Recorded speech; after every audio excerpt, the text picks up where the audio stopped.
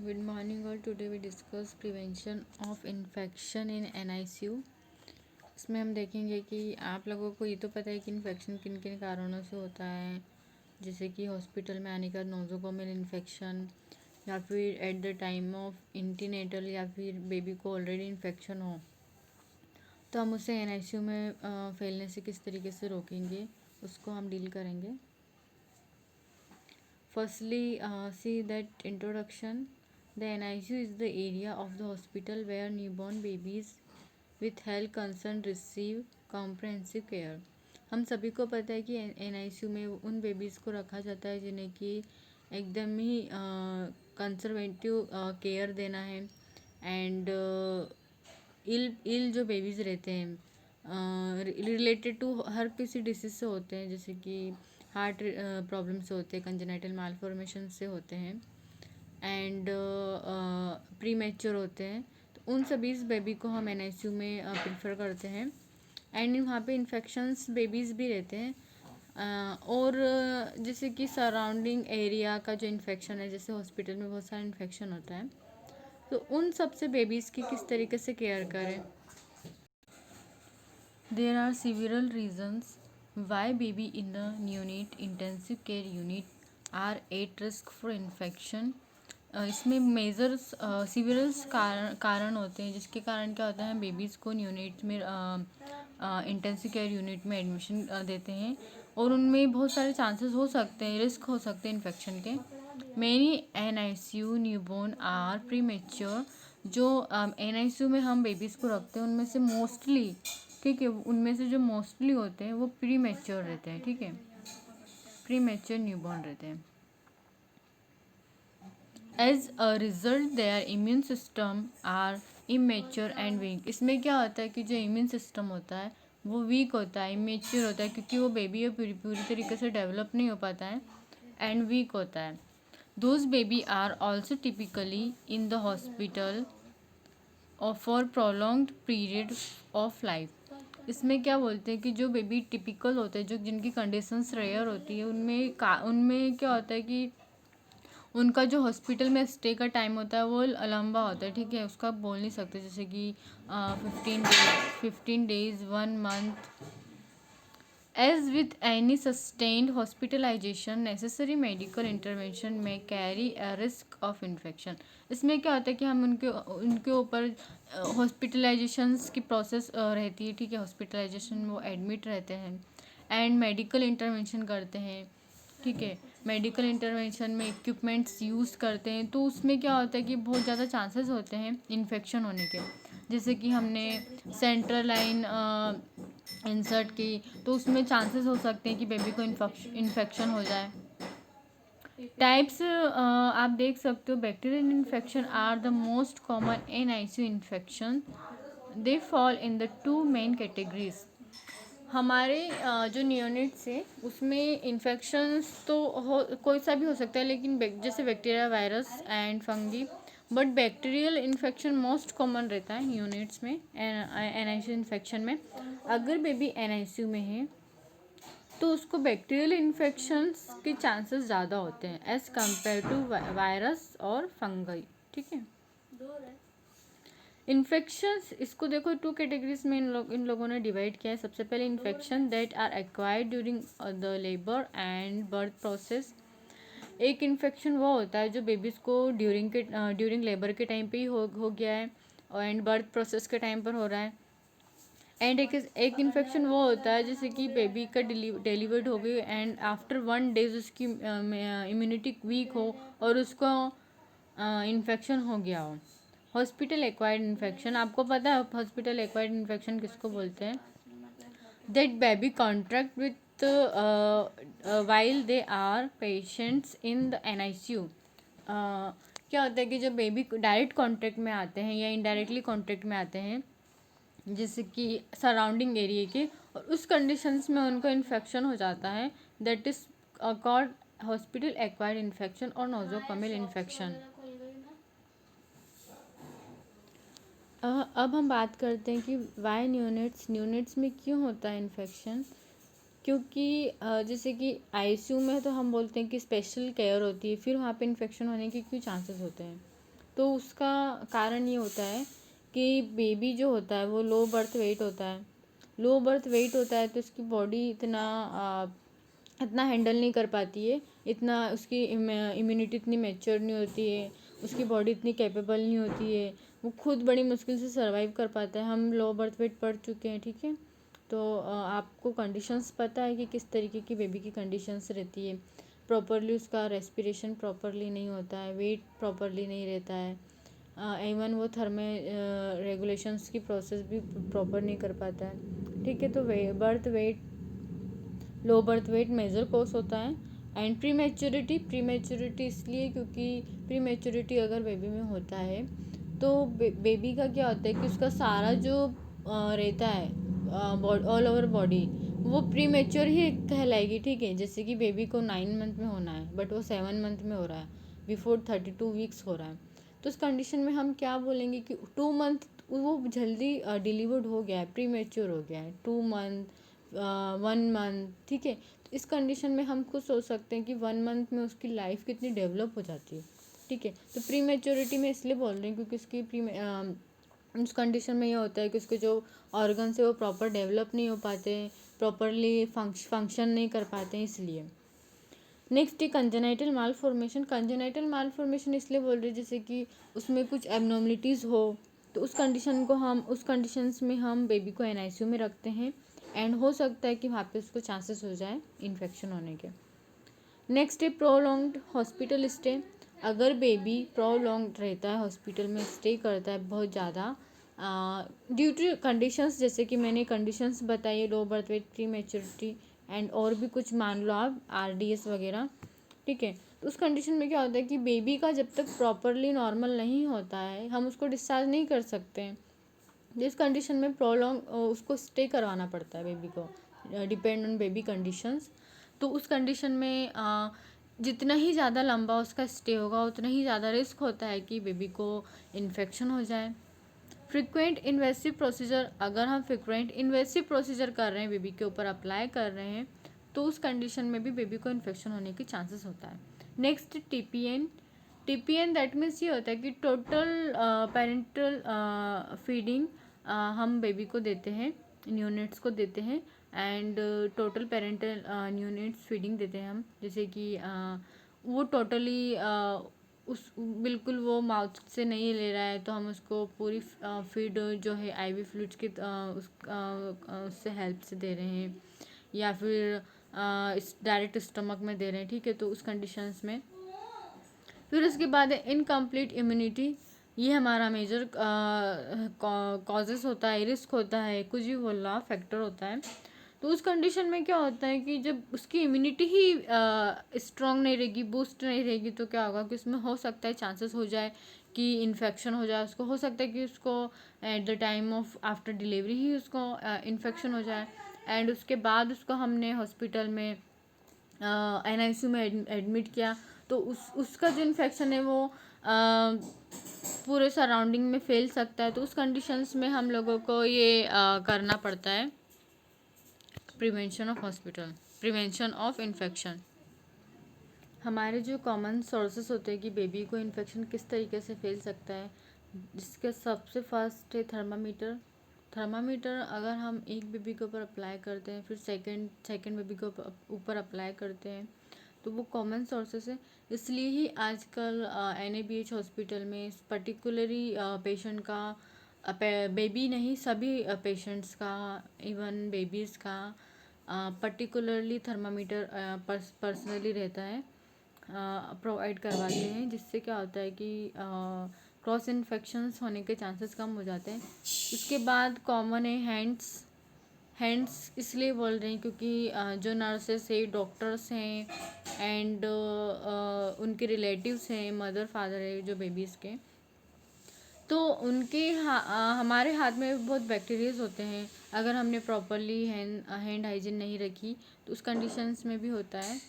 Next है अम्बिलाइकल cord जैसे कि आफ्टर डिलीवरी बेबी का कॉर्ड क्लेम किया एंड हमें पता उसको प्री मैच्योर था, हमें उसे एनआईसीयू में रखने पड़ा, तो उस कंडीशंस में भी वो बहुत मेजर चांसेस हो सकता है।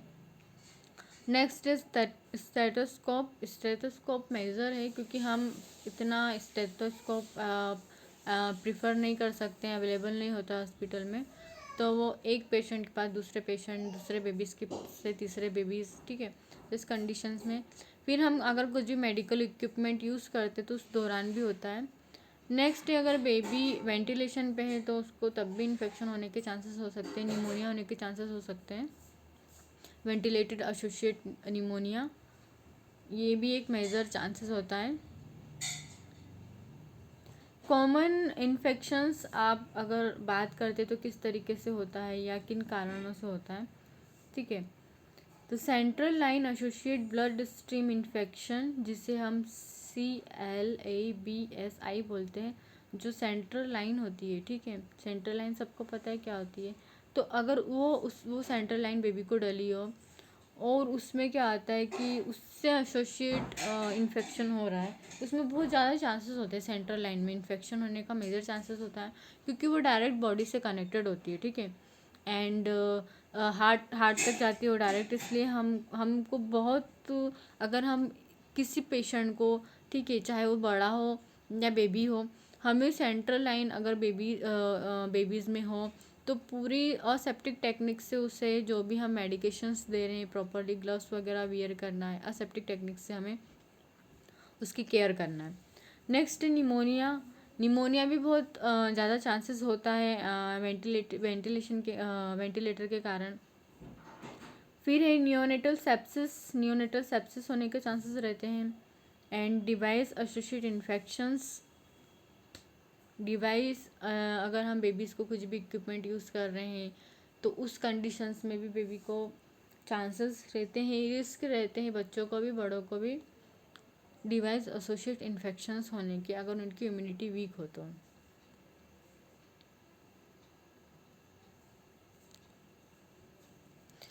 अब हम बात करते हैं कि अब बेबी को इन्फेक्शन तो हो गया है, लेकिन उससे क्या होगा।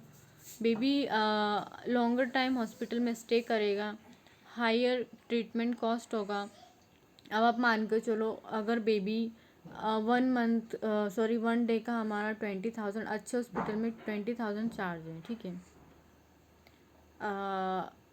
अगर हम सिंपल हॉस्पिटल की बात करते तो 5 to 7,000 चार्ज रहता है, ठीक है, ICUs का। सॉरी, 1 ज़ीरो ज़्यादा लगा दिया है, ठीक है। तो अगर किसी की कंडीशंस पुअर है, कोई ठीक अच्छे घर से है, ठीक है, तो वो क्या करता है, मतलब उसको एक दिन अगर वो बढ़ाएगा तो ठीक है, उसके डायरेक्ट 20,000 इंक्रीज हो जाएंगे, और अगर ये एक दिन बढ़ाएगा तो 5 to 7,000 इसका एक दिन का बढ़ जाएगा, ठीक है। तो ये ज़्यादा कॉस्टली होता है क्योंकि ICUs की जो ट्रीटमेंट है वो कॉस्टली रहता है।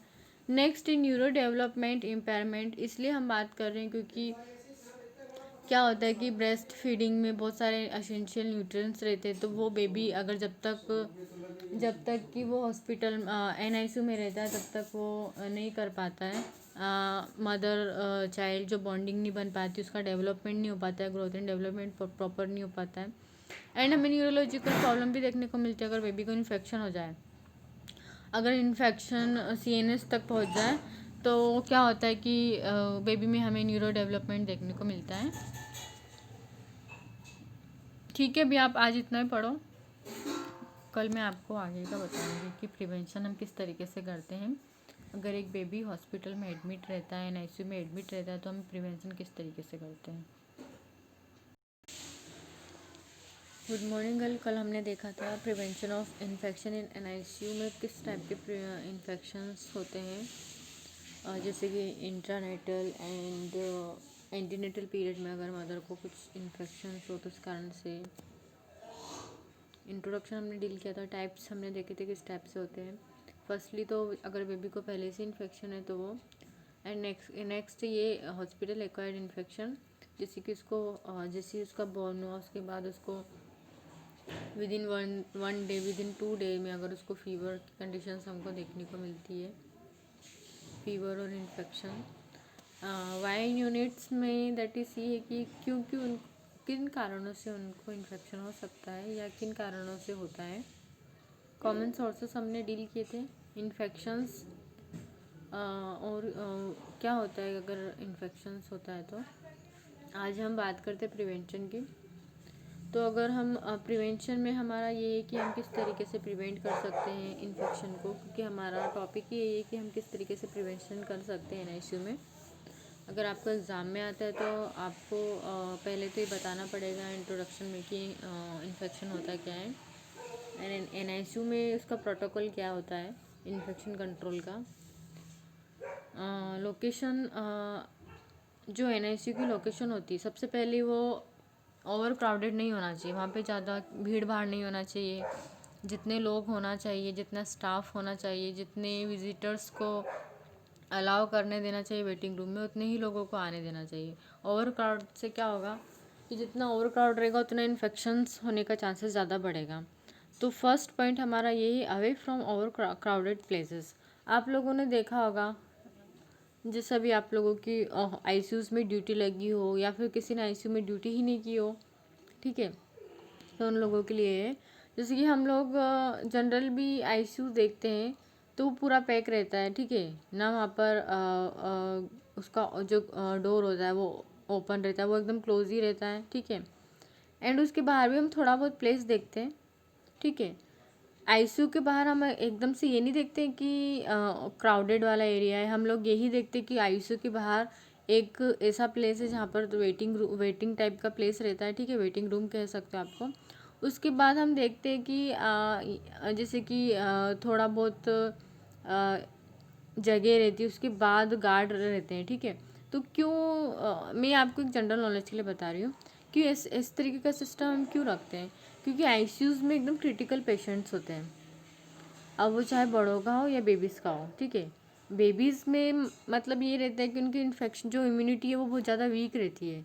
अब उनको थोड़ा सा भी इन्फेक्शन कॉज होगा, ठीक है, जैसे कि मान लो हम लोग हैं, हमारे सराउंडिंग में बहुत सारे बैक्टीरिया वायरस है, सबको पता होता है कि हम उनको देख नहीं सकते लेकिन वो होते हैं बैक्टीरिया वायरस।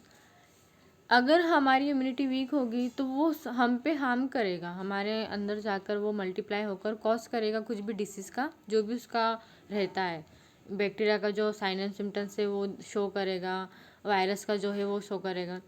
लेकिन बेबीज़ में क्या होता है कि उनकी इम्यूनिटी इतनी बूस्ट नहीं होती, इतनी अच्छी नहीं होती, तो क्या होता है कि उन पर किसी भी बैक्टीरिया वायरस का बहुत जल्दी असर करता है, क्योंकि उनकी इम्यूनिटी वीक होती है।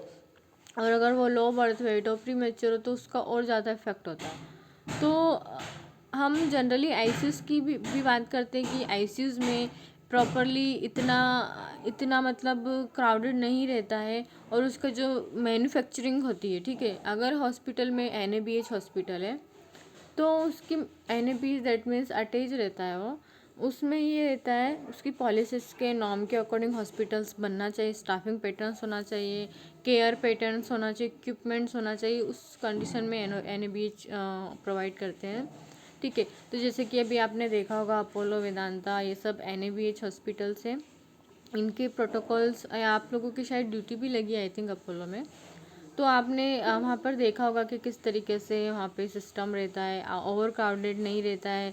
जितने मतलब अगर विजिटर्स भी है तो उनका पर्टिकुलरली टाइम में विजिटर्स आने का, फिर उन लोगों के लिए अलग से रूम अलाउ है। जैसे कि अगर या फिर एक विजिटर अलाउ है, उसमें भी वो पूरी सेप्टिक टेक्निक से अंदर जाएगा, गाउनिंग वगैरह या फिर मास्क वगैरह, ग्लव्स वगैरह पहन के, ठीक है। और अगर बेबीज़ जैसे मदर है या फादर है, उन लोगों को बेबीज़ से मिलना है, न्यूनेट से, तो उन लोगों को भी वो लोग गाउनिंग से एंड ग्लव्स वगैरह एंड कैप्स वगैरह वियर करने के बाद ही वो लोग बेबी को हैंड ओवर करवाते हैं, क्योंकि अगर इन्फेक्शन कॉज होगा तो जो अटेंडर होते हैं वो तो डायरेक्ट हॉस्पिटल पे ही क्लेम करवाते हैं। तो ये सब हम इसलिए भी ज़रूरी होता है, ठीक है। तो ओवर क्राउडेड प्लेसेस नहीं होना चाहिए। नेक्स्ट है as close as the labour room and obstructive operation theatre.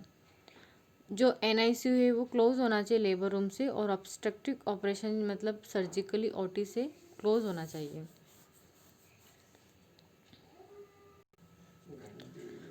Labour room and obstructive operation theatre से इसलिए क्लोज बोल रहे हैं क्योंकि जितने ही ज़्यादा गैप होगा उतने ही ज़्यादा इन्फेक्शन होने का चांसेस रहेगा।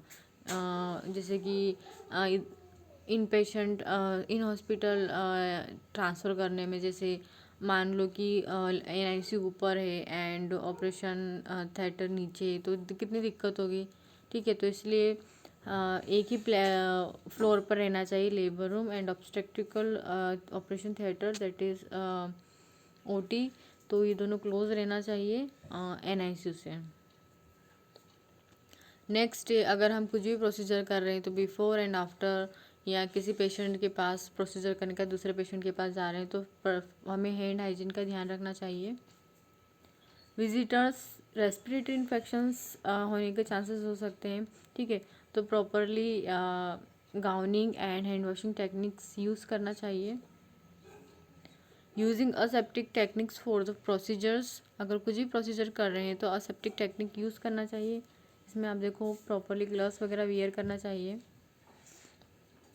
एंड असेप्टिक टेक्निक यूज़ करना चाहिए। जैसे किसी भी नीडल सिरिंज वगैरह या हम कुछ भी प्रोसीजर करने जा रहे हैं तो वो पैक होता है, तो उसको हम जब भी खोलेंगे जब हम उसको इंसर्ट करने जा रहे हो, और उस पर अननेसेसरी हाथ नहीं लगाना है। वैसे तो हाथ लगाते ही नहीं है, जैसे कि हम ट्यूब फिटिंग भी डालते हैं तो हम उसको कब ओपन करते हैं, जब हमें उसे इंसर्ट करना होता है, विद इन 1 सेकेंड में हमें इसे इंसर्ट करना होता है, तभी हम उसे खोलते हैं, और उसको भी हम अननेसेसरी टच नहीं करते हैं। Next, isolations procedure. Isolations procedures में अगर contact isolation for infected unit है, जैसे कि अगर इन्फेक्टेड यूनिट है तो हमें उसे आइसोलेशन में रखना है। Place in a separate room and gown mask cap and gloves to be used, baby को प्लेस सेपरेट आइसोलेशन रूम में रखना है। देन अगर कुछ भी केयर करने जा रहे हो तो gown mask cap and gloves का यूज़ करना है। Gown and gloves to be removed before the exit, जब हम बाहर जा रहे हैं तो गाउन एंड ग्लव्स क्या करना है, रिमूव करना है। ठीक है, और जैसे ही अंदर आ रहे हैं और बेबी को टच करना है तो गाउन और ग्लव्स वापस से पहन सकते हैं, अगर एक ही बेबी की केयर कर रहे हैं तो। नेक्स्ट, अगर स्टाफिंग पैटर्न की बात करते हैं तो स्टाफिंग दैट डिपेंड करता है हॉस्पिटल के नॉर्म के अकॉर्डिंग कितने बेड का ICU है। ठीक है, तो टाइप ऑफ ICU पे डिपेंड करता है। उसके बाद ऑर्गेनाइजेशन सेटअप किस तरीके का बना हुआ है, पॉलिसीज़ एंड प्रोसीजर्स क्या है उस हॉस्पिटल्स के, एंड एडमिशन्स क्राइटेरिया क्या है। अब हम मान के चलो कि ICU में 2:1 रहता है। इसमें 2 पेशेंट को एक ही नर्स देखती है। अगर पेशेंट क्रिटिकल हो तो 1:1 होता है। ठीक है,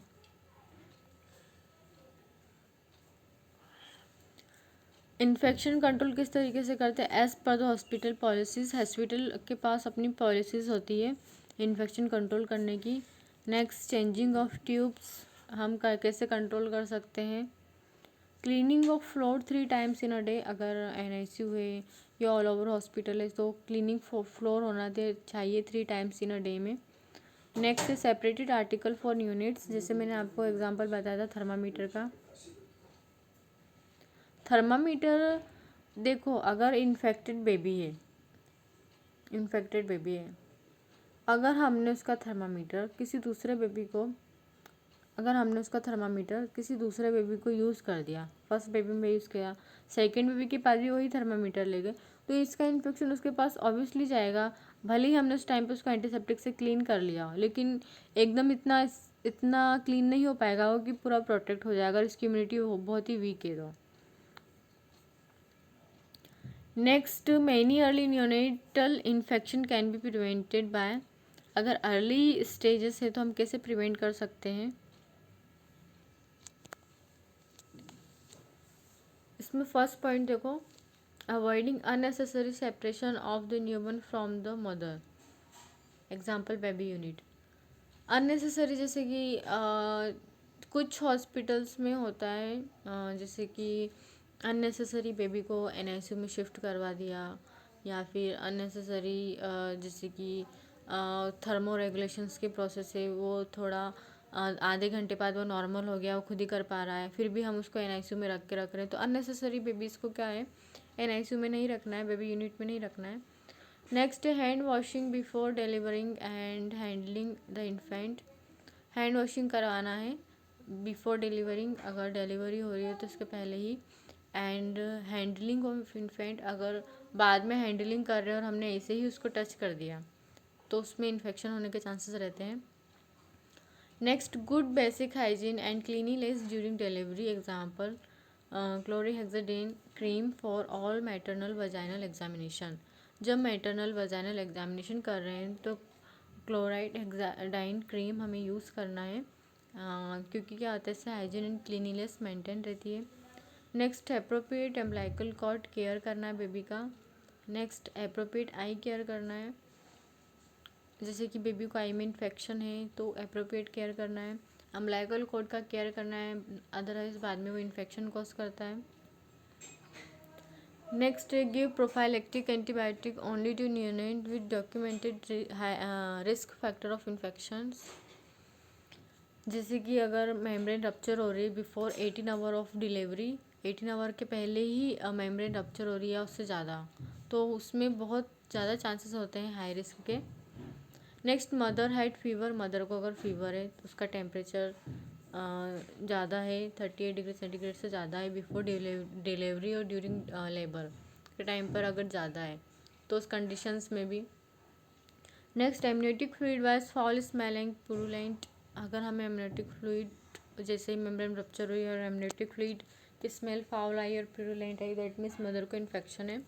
तो उस कंडीशन में हमको पता लग सकता है पहले ही कि बेबी को इन्फेक्शन हो सकता है या होगा, अगर उसका ब्लड इन्वेस्टिगेशन करे तो उसको गिव IM और IV ampicillin gentamicin for at least 2 days and resistance continuously treatment only if there are sign of sepsis और पॉजिटिव ब्लड कल्चर। मदर को ही ये ट्रीटमेंट देना है, ठीक है। अगर मदर में ये दिख रहे हैं कि हाई रिस्क कंडीशंस हमको दिख रही है तो हम उसको ये ट्रीटमेंट दे सकते हैं।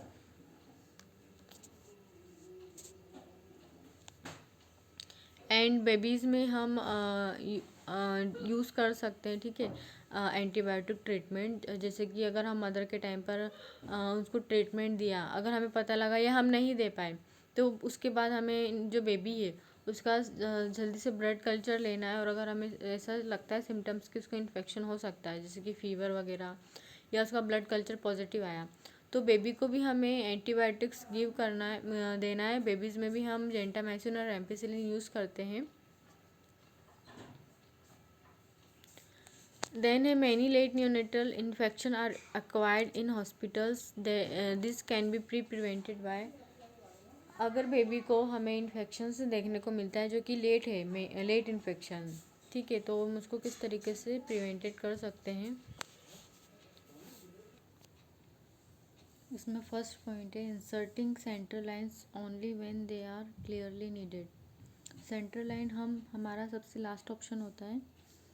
अगर पेशेंट या फिर बेबी किसी में भी अगर हैंड और लेग्स जो भी सारी वेन्स अगर डैमेज हो जाती है तो हमारा लास्ट ऑप्शन रहता है सेंट्रल लाइन इंसर्ट करने के लिए। तो अगर बेबी को ज़रूरत हो तभी इंसर्ट करना है, अदरवाइज़ नहीं करना है। नेक्स्ट है training staff who insert central line to use careful sterile techniques. जो भी स्टाफ है, चाहे वो डॉक्टर हो चाहे वो नर्स हो, प्रैक्टिस जो रहते हैं वो सेंट्रल लाइन अगर इंसर्ट कर रहे हैं तो बिल्कुल स्टेराइल टेक्निक्स का यूज़ करना है। Next, following a checklist to be sure all infection prevention steps are taken. Checklist होता है हर वार्ड में।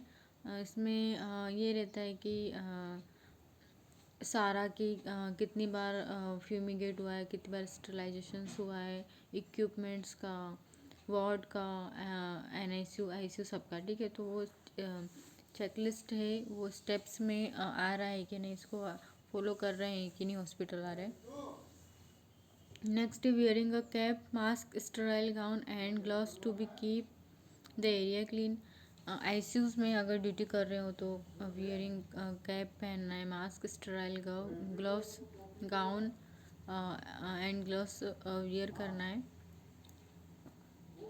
Carefully cleaning the skin where the line will be inserted. अगर हम बेबी को कुछ भी प्रोसीजर कर रहे हैं या इंट्रागेट लगा रहे हैं तो वो जो एरिया है स्किन है उसको क्लीन करना है, उसके बाद ही कुछ इंसर्ट करना है। नेक्स्ट है having all staff clean their hands before handling the line. अगर हम बेबीज़ को, अगर उसको कितनी भी लाइंस लगी है, ठीक है, चाहे वो आईवी लाइंस हो, ट्यूब्स लाइन हो, तो अगर उसको हैंडल कर रहे हैं तो हमें बिफोर हैंड वॉश करना है एंड आफ्टर भी हैंड वॉश करना है। Next is disinfecting the lines before injecting medicine. जो लाइंस है उसको क्लीन करना है। अगर हम मेडिकेशंस दे रहे हैं तो पहले उसको क्लीन करना है। Using a close medication system to protect the inside of the line. अगर हम लाइंस जो भी है मेडिसिन दे रहे हैं, जैसे ट्यूब फीडिंग्स हम दे रहे हैं, तो जो मेथड है, जो हमारा मेडिसिन है, उसको उसी टाइम पर ओपन करना है। देन अगर हम सीरिंज से दे रहे हैं, जैसे 50 ml सीरिंज हम ट्यूब में मेडिसिन दे रहे हैं या फिर आईवी डायरेक्ट दे रहे हैं, तो जो हमारा मेडिकेशन है सिस्टम में वो पूरा प्रोटेक्ट होना चाहिए कि पूरा वो इन्फेक्टेड फ्री हो। जैसे कि अननेसेसरी जो मेडिकेशन है वाइल है उसके अपर पार्ट पे हमें हाथ नहीं लगाना है। ट्यूब में है, ट्यूब के जो एंटरिंग जो पार्ट होता है उस पर हाथ नहीं लगाना है। मेडिकेशंस को ही हमें क्लोज रखना है, ठीक है, अननेसेसरी उस पर हैंड नहीं लगाना है। Removing line as soon as they if are no longer needed. अगर बेबी को नीड नहीं है लाइंस की, जैसे कि IV lines, tubes line, feeding lines, अगर बेबी को ज़रूरत नहीं है तो उस टाइम पे रिमूव कर देना चाहिए। अननेसेसरी बेबीज़ को नहीं लगा के रखना चाहिए, ठीक है। तो मेन तो हमारा यही रहता है।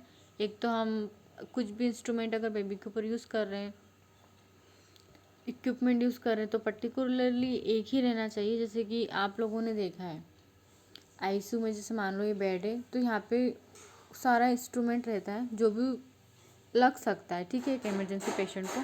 नेक्स्ट फिर एक बेबी रहता है एनआईसीयू में, फिर वहाँ पे इंस्ट्रूमेंट्स सारे रखे रहते हैं, इक्विपमेंट्स रखे रहते हैं, क्या रखा रहता है, ठीक है। फिर दैट इज़ हमारा इमरजेंसी जो भी रहता है जिसमें इमरजेंसी ड्रग्स रहती है, ठीक है। तो ये तो स्टेराइल्स ही रहता है क्योंकि ये पैक रहते हैं। दैट ये शो करता है कि हमारे, अगर मान लो कि इस बेबी को, मान लो कि यहाँ पर हमारे पास इन दोनों के पास एक ही इंस्ट्रूमेंट है या फिर इक्विपमेंट्स हमारे पास अवेलेबल नहीं है। अब हम इसको भी यूज़ कर रहे हैं, इसको भी यूज़ कर रहे हैं, ठीक है। तो कितनी मतलब इन्फेक्शन होने का चांसेस कितना हाई हो जाएगा कि एक टाइम पे जैसे आज इसको ज़रूरत लग रही है, कल इसको ज़्यादा ज़रूरत लगी तो इसको लगा दिया, तो इसका इन्फेक्शन इसमें जाएगा कि नहीं। इसलिए हॉस्पिटल में प्रोटोकॉल रहता है कि मॉनिटर्स वगैरह प्रॉपरली होना चाहिए, जितने बेड्स होना चाहिए, जितने इक्विपमेंट्स होना चाहिए, प्रॉपरली एनआईसीयू के सेटअप के अकॉर्डिंग रहना चाहिए। तो पूरा प्रॉपरली सेटअप होना चाहिए, इक्विपमेंट्स होना चाहिए हॉस्पिटल के पास अवेलेबल। फिर प्लस उतनी जगह रहना चाहिए फ्लोर में कि कितने बेड का एनआईसीयू है, कितनी कैपेसिटी है उसकी, उस अकॉर्डिंग वहाँ पे स्टाफ होना चाहिए, सर्जिकल टेक्निक्स होना चाहिए, एंटीसेप्टिक टेक्निक्स होना चाहिए, इक्विपमेंट्स होना चाहिए, उनके पास इतने गाउनिंग रहना चाहिए, ग्लव्स रहना चाहिए, ठीक है। तो ये सब सारी टेक्निक्स होना चाहिए उन लोगों के पास, जिससे हम क्या कर सकते हैं, प्रिवेंट कर सकते हैं।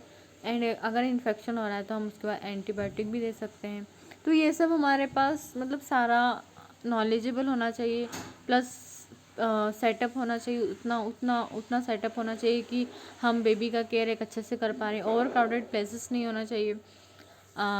बिफोर एंड आफ्टर कुछ भी प्रोसीजर कर रहे हैं तो हैंड वॉशिंग होना चाहिए। अननेसेसरी बेबी को टच नहीं करना है। ये सब हम प्रिवेंशन टेक्निक से हमारी प्रिवेंशन करते हैं। एंड आइसोलेशन रखना चाहिए। तो हमने ये सारा देख लिया है, ठीक है। अगर एग्ज़ाम में आता है तो आपको इसी तरीके के से स्मॉल नोट्स हैं, और अगर आप इनको डीप में डील करना चाहते हैं तो वो भी मैंने आपको बता दिया है कि किस तरीके से हम कर सकते हैं, ठीक है। तो ये हमारा infection, prevention of infection in NICU था। This topic was complete. I hope आपको इजी लगा होगा, समझ में आया होगा। मैंने बहुत इजी तरीके से समझाने की कोशिश करी है, ठीक है। Thank you. अगर इसमें कुछ भी डाउट होता है तो प्लीज़ पूछिए मुझसे।